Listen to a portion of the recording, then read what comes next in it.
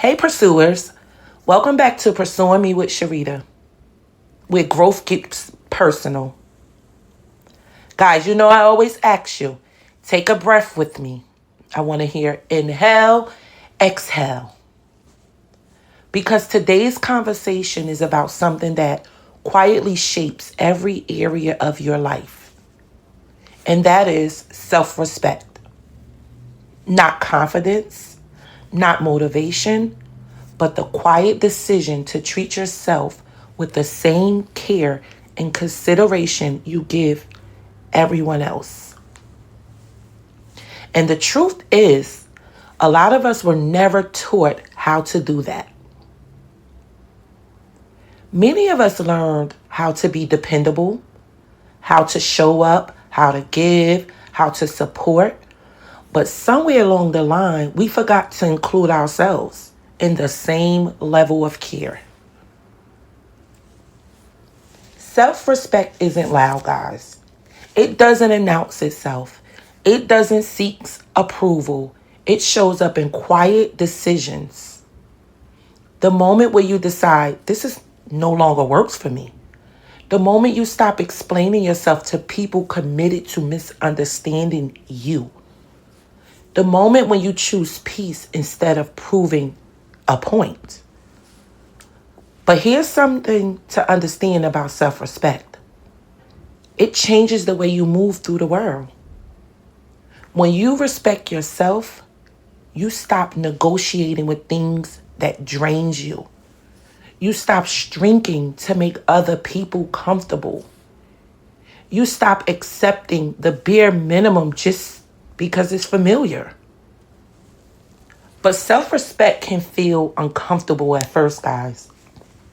Especially if you spent years being the one who adjusts, the one who compromises, the one who keeps the quote unquote peace.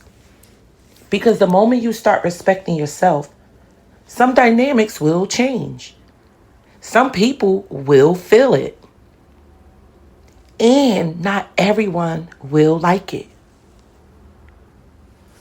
But self-respect was never about controlling other people's reactions.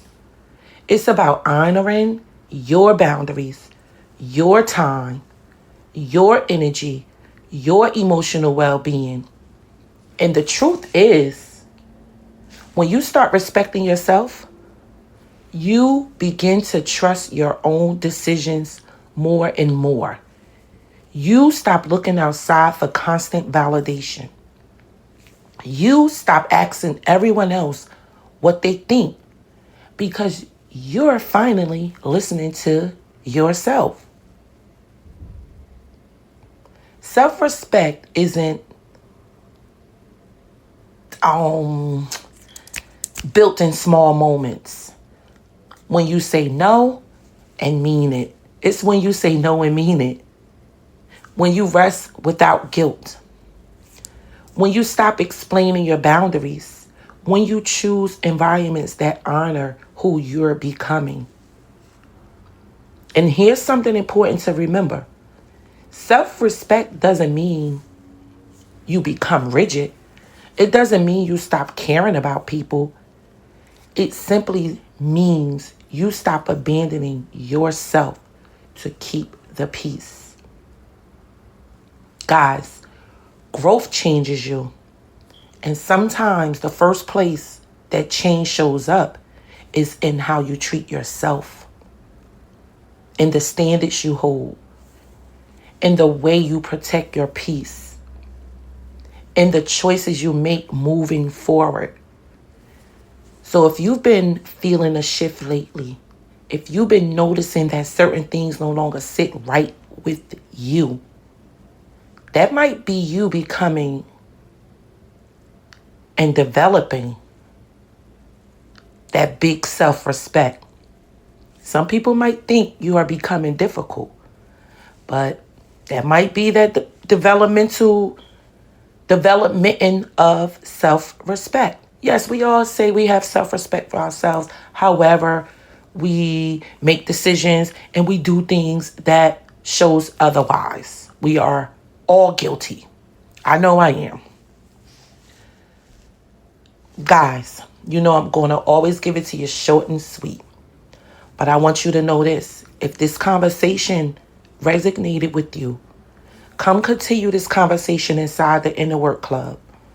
It's a space where we slow down, reflect honestly, and grow together, importantly. That's the most important part.